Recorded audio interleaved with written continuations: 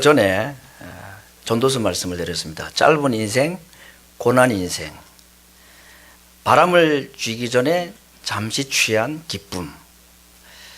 1년 전에는 또 이런 제목으로도 제가 말씀을 드린 적이 있습니다. 노동, 복인가 저주인가.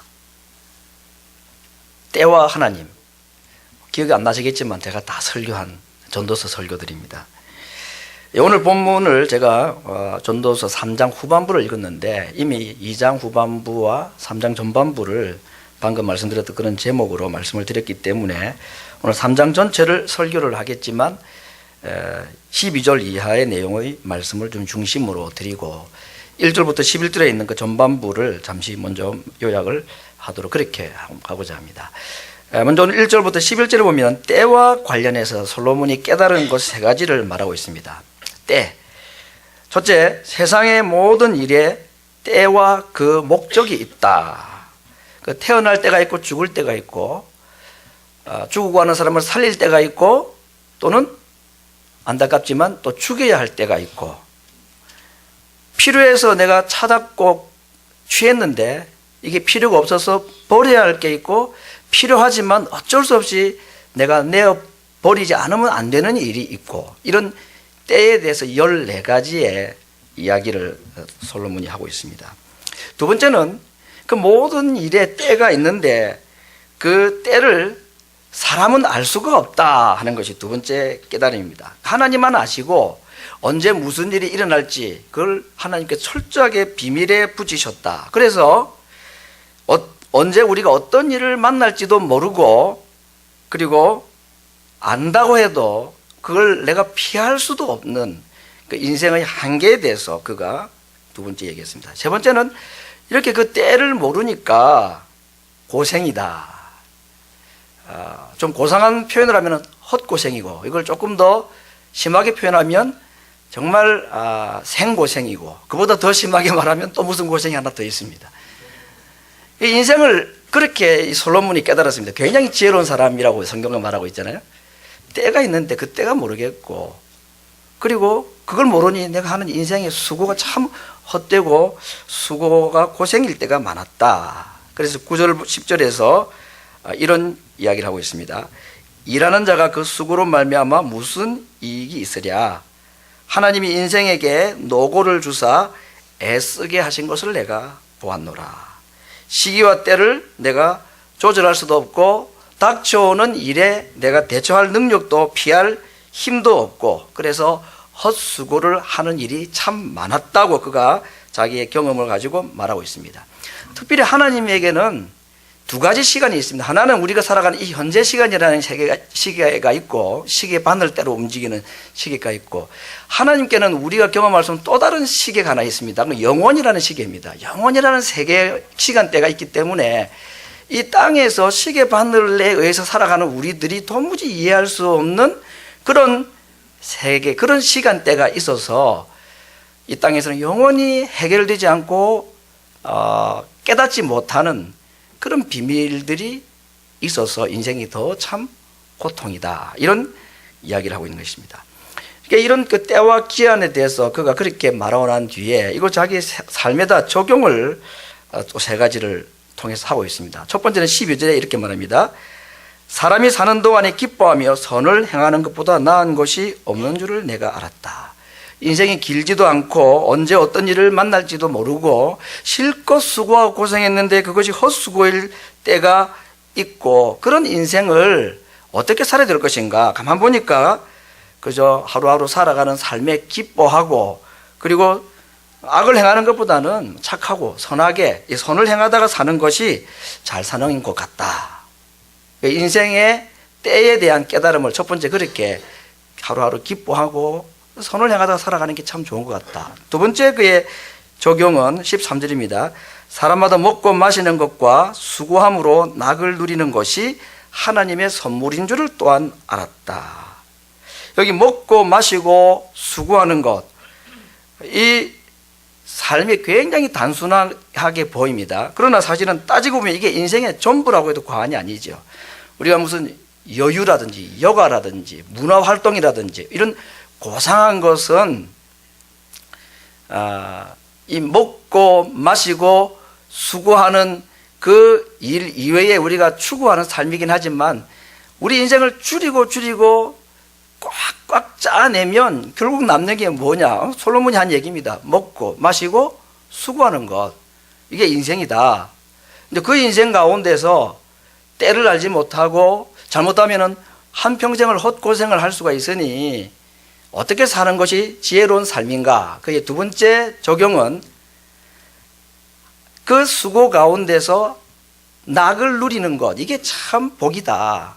아무리 수고하고 고생을 해도 그래서 무언가 목적을 이루고 내가 원하는 것을 취했다 할지라도 기쁨이 없고 즐거움이 없으면 낙이 없으면 그 무슨 의미가 있겠느냐 그런 얘기를 하고 있습니다. 그런데 문제는 이렇게 먹고 마시고 수고하는 이 단순 반복적인 삶에 무엇이 있다고 그랬냐면 인생에 낙이 있고 기쁨이 있다는 겁니다. 뭐 여가 활동을 하고 목적을 성취를 하고 거기에도 기쁨이 있는지 모르지만 정말로 인생을 짧게 요약하면 남는 것이 먹고 마시고 수고하는 이 삶인데 이 단순 반복적인 삶에도 기쁨이 있다. 근데 이 기쁨이 누구의 기쁨이냐? 하나님의 기쁨이라 그랬습니다. 그래서 오늘 솔로몬은 그 기쁨은 하나님이 주시는 선물이라고 그랬습니다. 여러분, 선물은 내가 노력해가지고 얻는 게 선물 아니죠. 선물은 그냥 남이 나에게 좋아서 공짜로 주는 게 선물입니다. 인생의 기쁨과 인생의 즐거움은 내가 노력해서 얻을 수 있는 그 무엇이 아니다 그 말입니다. 선물이다. 하나님만이 주실 수 있는 선물이다 하고 그렇게 말하고 있습니다. 어떤 일을 통해서 먹고 마시고 수고하는 이 단순한 삶 속에도 하나님이 주시면 우리가 누릴 수 있는 인생의 기쁨과 즐거움이 있는 그 선물이 있다. 그거 하나님만이 주실 수 있는 것이다. 솔로몬이 안 해본 게 뭐가 있겠습니까? 근데 그게 참 기쁨이 아니더라는 얘기죠. 하나님이 주시는 게 진짜 기쁨이고 이게 참 인생의 즐거움이더라. 그래서 그거 누리며 살아가는 게 복이다. 그렇게 말하고 있습니다. 하나님이 허락하시면 가능한 것. 그게 수고하고 먹고 마시는 이 단순한 삶 속에서 누릴 수 있는 인생의 기쁨과 즐거움이다. 오늘 솔로몬이 아주 단순하고 명료하게 인생을 그렇게 정리를 했습니다. 수고하고 고생하는 일평생 살아가는 인생들에게 시기와 때를 알지 못하니 정말로 고생하고 수고하는 것이 헛될 수 있는 것이 인생인데 그러나 그 수고하고 헛고생처럼 보이는 그 삶에 즐거움과 기쁨도 함께 있을 수가 있다. 여러분, 이 인생의 큰 두 구분을 이렇게 솔로몬이 한 겁니다. 이 땅에 사는 그의 모든 인생의 삶을 하나는 수고와 헛됨, 하나는 기쁨과 즐거움, 이 둘로 딱 나눠지더라는 얘기입니다. 그런데 그 나누어지는 길목에는 누가 그걸 결정하시느냐? 하나님이 계시다는 얘기죠. 하나님에 의해서 인생의 모든 삶이 때로는 헛되고 고생인 인생으로 끝날 수도 있고 또 하나님이 우리에게 복으로 주시는 선물로 주시는 은혜가 있으면 그 인생이 먹고 마시고 수고하는 단순한 삶 가운데 뭐가 있다는 얘기입니까? 인생의 즐거움과 기쁨도 있을 수가 있다.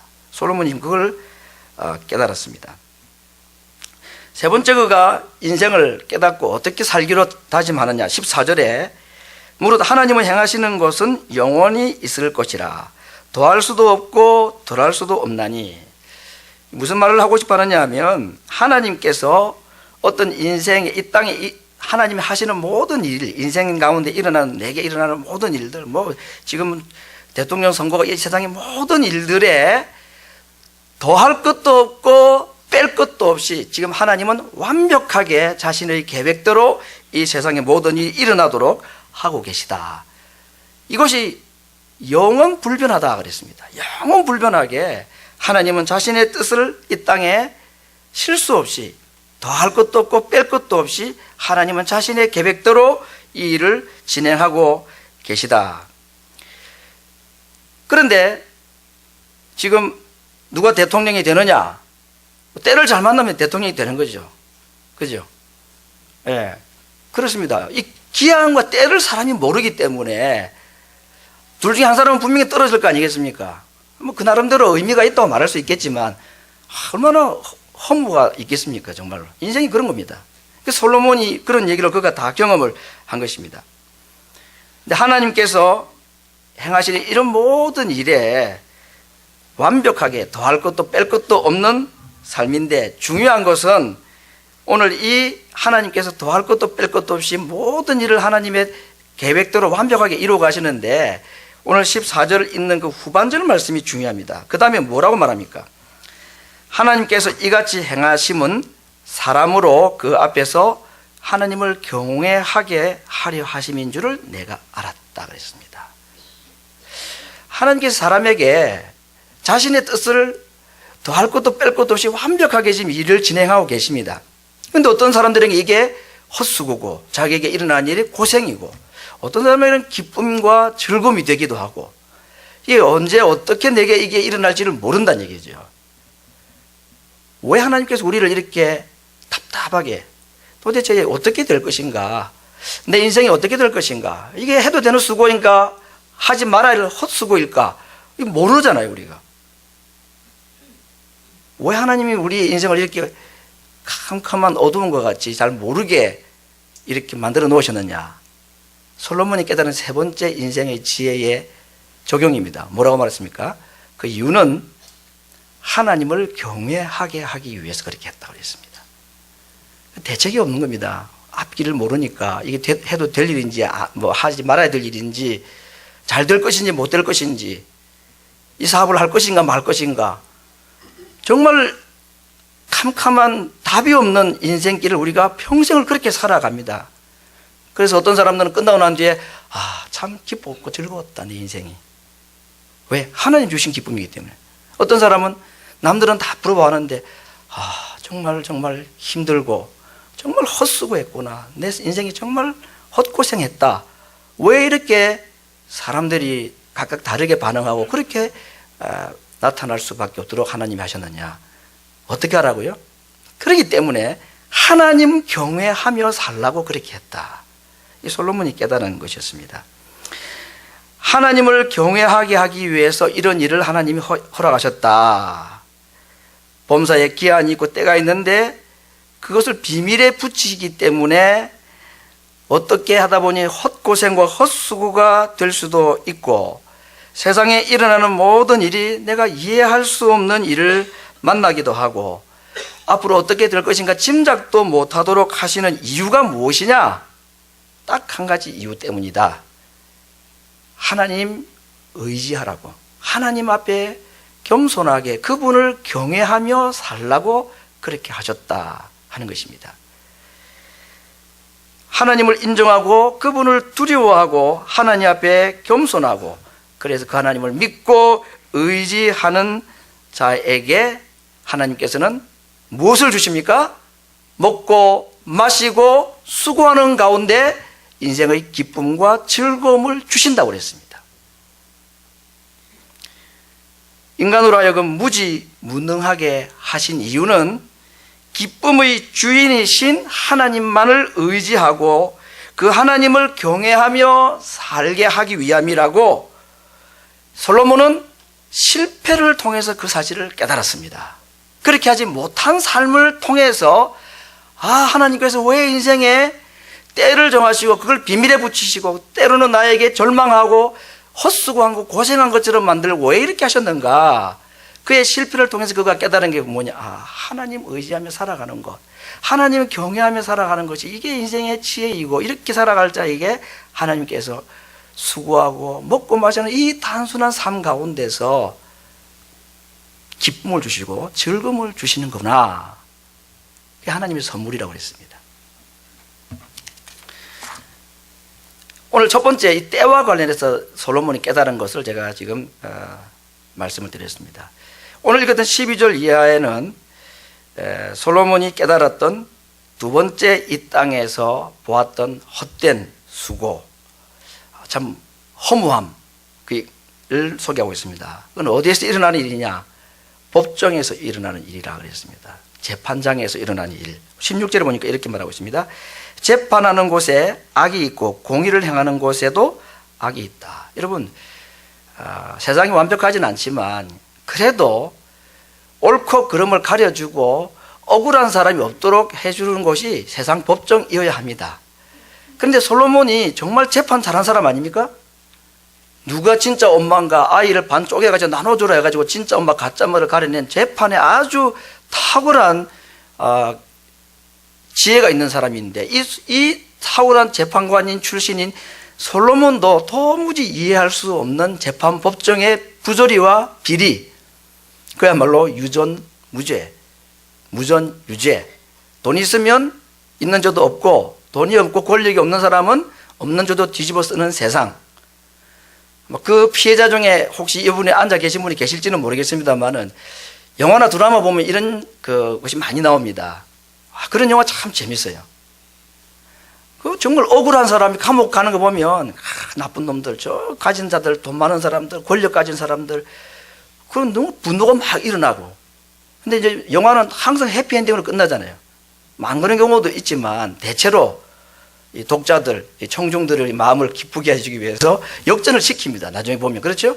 감옥에 있던 사람이 나와가지고 그 잘못했던 사람을 다시 비참하게 감옥에 집어넣고 그 사람을 아주 만신창이로 만들어버리는 그런 이야기 통쾌하죠, 정말로.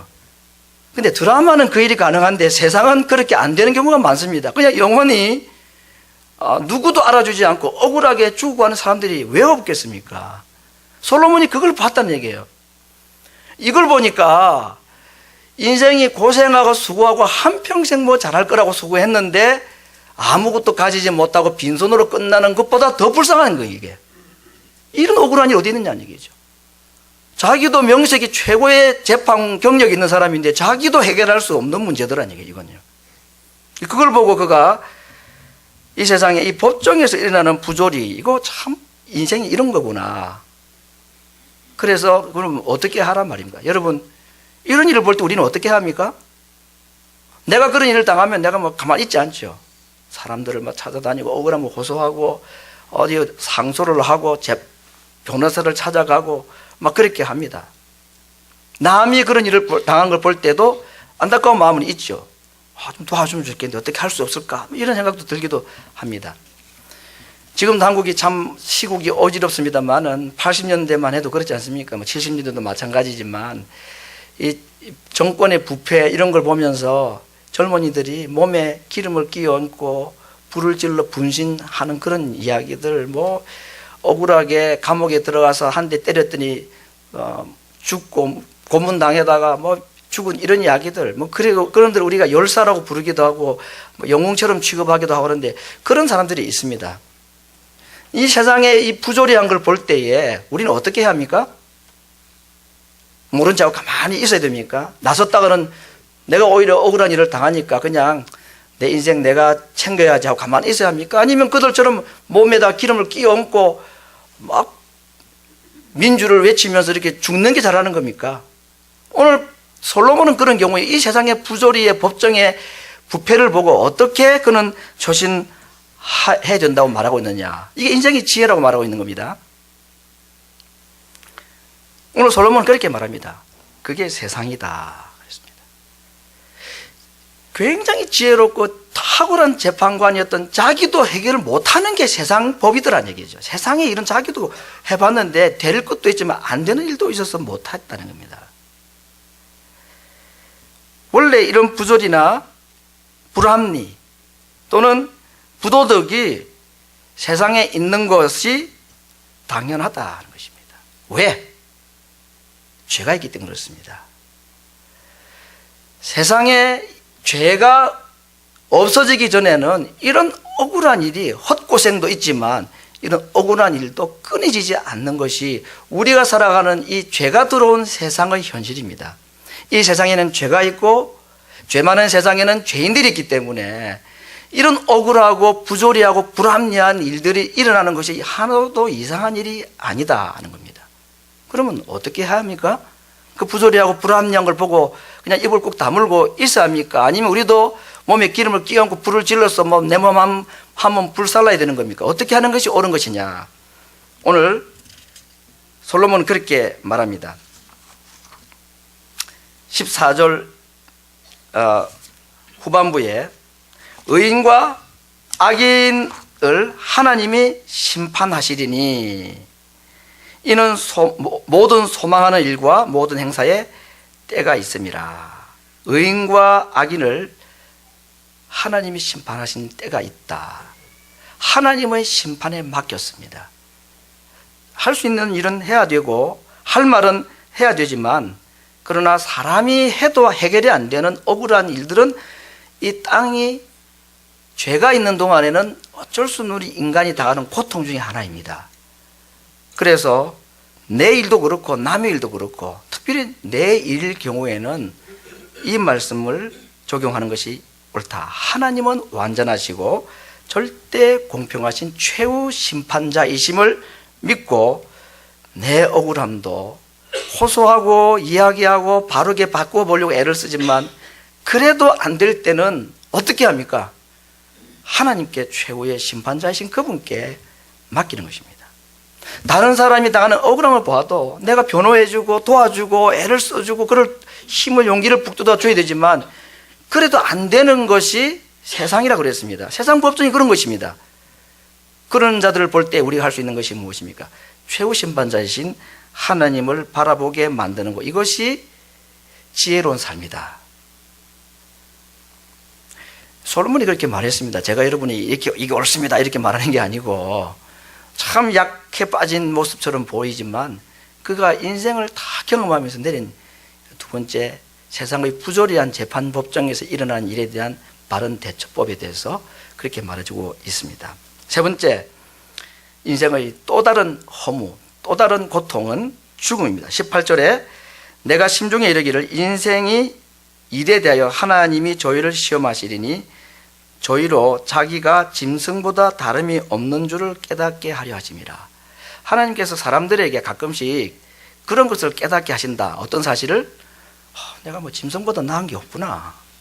이런 것을 깨닫게 하시는 일들을 하나님이 한 번씩 허용하신다는 얘기입니다. 비참하게 만드는 거죠, 사람을. 내가 뭔가 인생이라는 게 정말 이거밖에 아닌가, 그런 생각을 하도록 하시는 경우들이 있다. 착하게 살다 죽거나 악을 행하다 살다 죽거나 남을 억울하게 재판법정에서 죄가 없는 사람을 죄를 뒤집어 씌워서 그를 감옥살이를 하게 하는 사람이나 남에 의해서 그렇게 억울하게 감옥에 들어간 사람이나 마지막 가는 길이 무엇이다? 죽음이다. 그래서 짐승과 별 다를 바가 없다. 사람도 죽으면 흙으로, 짐승도 죽으면 흙으로 돌아가기 때문에 별로 다를 바가 없다. 이렇게 인생을 아주 평가를 그냥 형편없는 인간처럼 그렇게 평가를 하고 있습니다. 여러분, 억울한 재판이나 부도덕하고 부조리하고 불합리한 것보다 더 절망적인 인생의 현실이 무엇인지 아십니까? 죽는다는 겁니다. 반드시 죽는다는 겁니다. 사람보다 오래 사는 짐승들이 있다고 하죠. 제가 조사를 해보니까 140세가 되는 랍스터 할아버지도 있고 183세 거북이 할머니도 있고 130세가 넘은 북극 고래도 발견됐다고 합니다. 인생의 길이로 따지자면 사람이 짐승보다 낫다고 말할 수 없을 일들이 일어날 수가 있습니다. 그러나 짐승의 죽음과 사람의 죽음이 이렇게 죽음 앞에서는 모두가 평등할 수밖에 없고, 죽음이라는 것은 최후의 평등자입니다. 죽음 앞에서는 정말 높은 자나 낮은 자나 가난한 자나 부한 자나 억울한 사람이나 억울하게 남을 힘들게 한 사람이나 죽음 앞에서는 다 똑같을 수밖에 없다. 이게 솔로몬이 깨달은 세 번째 인생에 대한 깨달음, 지혜라고 말하고 있습니다. 그러니까 오늘 성경에도 그런 표현이 있습니다. 지금 사람의 죽음과 짐승의 죽음이 어떻게 같을 수 있느냐, 아무래도 사람이 좀 낫지. 그러면서 뭐라고 말합니까? 사람의 혼은 죽으면 위로 올라가고 짐승의 혼은 죽으면 아래로 내려간다고 하지 않느냐. 그렇게 이제 얘기를 누가 하겠지요. 그리고 솔로몬이 그 말을 되받아서 말합니다. 오늘 그런 이야기입니다. 21절 이야기는. 그거 너 봤냐? 그 말이죠. 죽어봐야 인생의 혼이 올라가는지 내려가는지 알지. 그건 다 듣기도록 하는 얘기지. 죽음 앞에서 뭐 그렇게 고상한 죽음이 있고, 비참한 죽음이 있고, 죽음은 다 그건 똑같은 거 아니냐. 우리가 이 인생을 막 마음대로 살아도 된다. 그냥 이렇게 사나 저렇게 사나 어차피 죽으니까 마음대로 살아야 된다. 그런 얘기를 하는 게 아닙니다. 솔로몬이 하고자 하는 말의 의미는 그겁니다. 이 땅에서 당하는 부조리, 불평등, 억울함, 헛고생, 이것도 참 인생이 불쌍하지만 죽음보다도 인생을 비참하게 하는 거 없다는 얘기입니다. 사실입니다, 정말. 이 죽음의 문제를 어떤 사람들은 이렇게 고상하게 말할 수 있습니다. 뭐 구질구질하게 그렇게 생명을 연연하려고 살려고 하느냐. 인간답게 짧고 굵게 살다가 죽는 것이 낫지. 죽으면 다 끝이잖아. 맞습니까, 여러분? 죽으면 다 끝입니까? 정말 죽으면 끝이면 그 말이 맞죠. 구질구질하게 사느니, 뭐 억울한 것 호소하고 사느니, 그냥 이대로 내 한평생 짧고 굵게 살다 가는 게 맞죠. 근데 문제는 죽으면 끝이 아니라는 겁니다. 하나님께서 인생에게 영혼을 사모하는 마음을 주셨다고 그랬습니다. 그래서 종교라는 걸 사람들이 만들어내는 거죠. 영혼의 세계가 있기 때문에, 죽으면 끝이 아니기 때문에 이렇게 사나 저렇게 사나 한 번 죽으면 끝이다. 그거 잘못된 겁니다. 오늘 솔로몬이 그렇게 말하고 있습니다. 사람이 이렇게 사나 저렇게 사나 뭐 죽고 난다면 혼이 위로 올라가고 짐승은 땅으로 내려간다 그러니까 그나마 고상한 삶이 아니냐? 아닙니다. 그게 아니라 말이죠. 죽음이 끝이 아니라 죽음 다음의 세계가 잘 준비되느냐 그러지 않느냐에 따라 가지고 그의 죽음이 가치가 있느냐 가치가 없느냐가 결정이 되는 것이지, 자기 나름대로 죽음의 의미를, 삶의 의미를 부여하고 나는 고상하게 살았다고 말한다고 가지고 그 사람의 죽음이 그렇게 고상하냐 그러지가 않다. 그러므로 이 땅에 한 번밖에 없는 삶, 반드시 죽게 되는 삶, 이 땅의 삶은, 살아있는 생명은 죽음 이후의 삶을 준비하라고 주신 마지막 기회입니다. 성경은 분명히 그것을 우리에게 말씀해 주고 있습니다. 죽음 다음에 둘째 사망이 있다고 말했습니다. 그 둘째 사망을 해결하는 삶의 가치가 있는 것이지, 그걸 해결하지 못한 이 땅에 어떤 고상한 삶, 어떤 억울한 삶도 사실은 짐승의 죽음과 별로 차이가 없다. 솔로몬이 그렇게 오늘 그의 인생의 경험을 통해서 마지막 결론을 내리고 있습니다. 헛수고, 헛고생, 억울한 죄인으로 살아도 되지만 죽어서 억울한 자가 되는 일은 정말로 없어야 합니다. 그렇다면 오늘 우리는 어떻게 살아야 합니까? 오늘 이것이 설교의 제목입니다. 인생의 때를 몰라서 헛수고를, 헛고생을 많이 하고 이 땅에 제일 공정하고 마지막 나에게 보루가 되어줄 것이라고 알았던 법정마저도 부패해서 나에게 억울함이 있는 세상,